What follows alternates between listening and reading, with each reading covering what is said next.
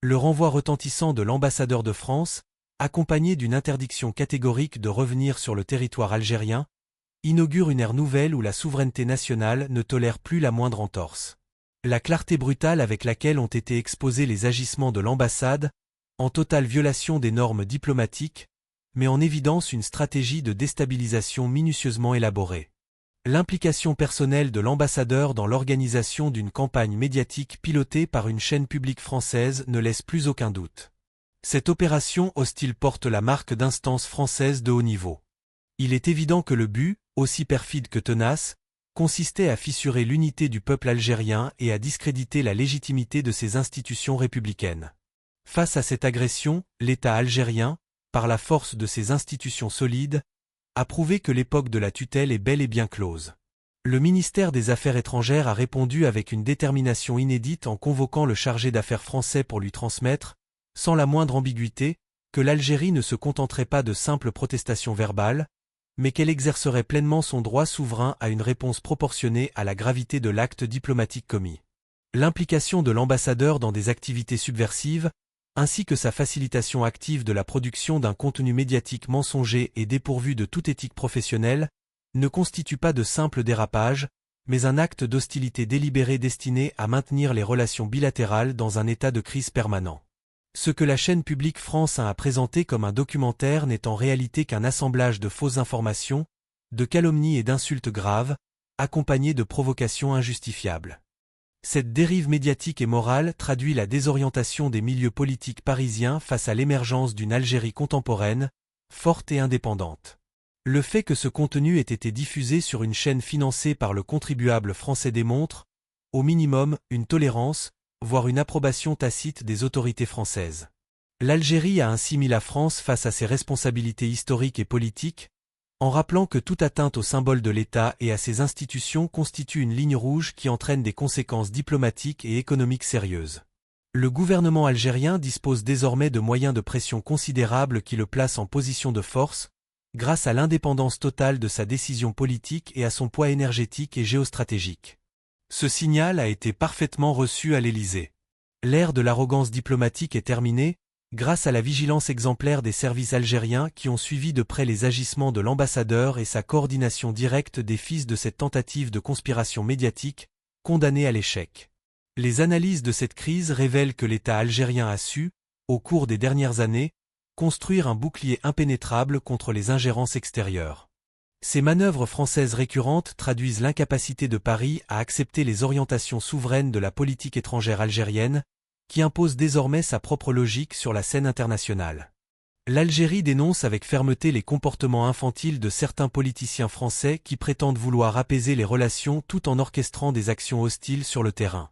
Cette contradiction flagrante entre le discours officiel et les pratiques réelles appelle une révision complète de tous les accords et mécanismes qui régissent les liens entre les deux pays, car le respect doit être réciproque et absolu. Forte de son armée moderne, de son économie en pleine diversification et de sa diplomatie dynamique, l'Algérie ne peut accepter qu'un ambassadeur ou un média porte atteinte à sa souveraineté.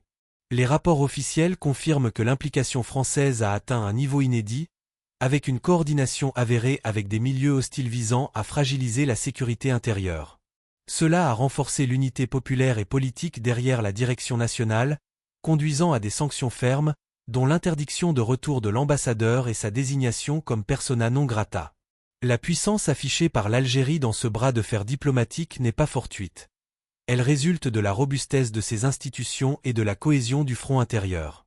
Le communiqué du ministère des Affaires étrangères, d'une rare virulence, n'était pas une simple protestation de routine, mais un acte juridique et politique qui condamne les dérives françaises et documente, avec preuve à l'appui, l'implication de l'ambassadeur dans des actes contraires à la Convention de Vienne sur les relations diplomatiques. Cette force algérienne se manifeste par la capacité à qualifier clairement les faits d'agression ouverte et de campagne abusive, plaçant ainsi la partie française dans une position délicate. L'Algérie passe désormais de la phase des mises en garde à celle de l'action concrète pour défendre sa sécurité nationale. Toute atteinte aux institutions de l'État est perçue comme une offense à chaque citoyen algérien, et la réponse sera proportionnée à la gravité de l'offense. Il est certain que les intérêts français dans la région subiront les conséquences de ces erreurs diplomatiques commises par des responsables censés bâtir des ponts plutôt que de les saper. L'Algérie nouvelle est en mesure d'imposer ses conditions et d'exiger un traitement d'égal à égal, loin des séquelles du passé colonial que certains à Paris semblent incapables d'oublier. En conclusion de cette analyse de la crise, il est clair que l'Algérie progresse avec assurance vers l'affirmation totale de sa souveraineté. La convocation du chargé d'affaires français et les avertissements sévères sur la gravité des actes de son ambassadeur ne sont que les prémices d'une série de mesures souveraines susceptibles de redessiner le paysage diplomatique régional. Dotée d'une profondeur stratégique et historique unique, l'Algérie a démontré sa résilience face aux campagnes médiatiques orchestrées et aux complots diplomatiques ourdis dans l'ombre. L'implication directe de l'ambassadeur de France dans ces actes hostiles a accéléré la fin d'une ère de complaisance au détriment de l'intérêt national. L'intransigeance algérienne face à ces manœuvres pilotées depuis Paris marque une rupture historique avec les pratiques du passé, signifiant au monde entier que la dignité de la nation algérienne est un sanctuaire inviolable. Cette posture souveraine, loin d'être une réaction impulsive, s'inscrit dans une doctrine de sécurité nationale globale où la défense de l'image de l'État et de ses institutions est placée au même niveau que la protection de l'intégrité territoriale. En exposant l'implication personnelle de l'ambassadeur dans des réseaux de désinformation et en dénonçant la complicité des médias publics français, l'Algérie a révélé un système de déstabilisation dépassé qui refuse d'admettre l'émergence d'une puissance régionale autonome et décomplexée. La riposte algérienne, fondée sur une analyse rigoureuse des faits, témoigne d'une maîtrise totale des instruments de la puissance contemporaine, où l'information et le symbolique constituent des champs de bataille décisifs. Le message envoyé à Paris est limpide. Toute tentative d'ingérence, subtile ou flagrante, se heurtera désormais à une muraille de fermeté institutionnelle.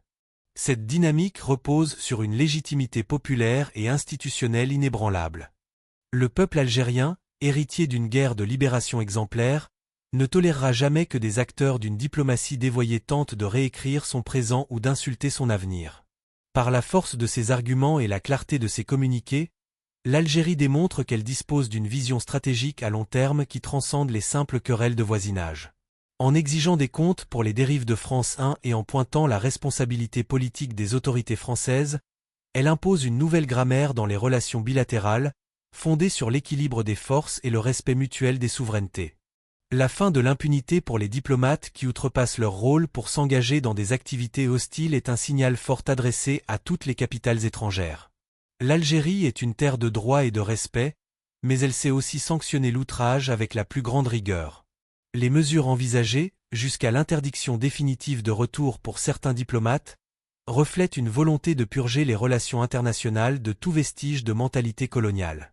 En définitive, cette crise agit comme un révélateur de la puissance intrinsèque de l'Algérie nouvelle, qui n'hésite plus à mobiliser tous les moyens légaux et diplomatiques pour contrer les agressions hybrides. Que ce soit sur les plans économiques, énergétiques ou sécuritaires, l'Algérie possède des atouts majeurs qui en font un partenaire incontournable, mais un partenaire qui exige une égalité totale de traitement. Le temps où l'on pouvait s'en prendre au symbole algérien sans en payer le prix est révolu. La solidité du front intérieur, alliée à une diplomatie offensive, confère à l'État une capacité de projection et d'influence qui force ses adversaires à la retraite ou à la révision de leur stratégie. L'Algérie continuera de veiller avec une vigilance permanente pour que plus jamais un documentaire mensonger ou une initiative diplomatique sournoise ne vienne ternir la marche glorieuse d'un pays qui a payé le prix du sang pour sa liberté. La souveraineté n'est pas un vain mot pour Alger. C'est une réalité vivante, une force active qui transforme chaque défi en victoire éclatante, confirmant que la voix de l'Algérie est désormais celle de la vérité, de la justice et d'une puissance qui ne plie jamais devant l'arrogance d'autrui. Cette conclusion scelle un chapitre de résistance diplomatique où l'Algérie affirme, avec force et clarté, son droit inaliénable à l'indépendance totale.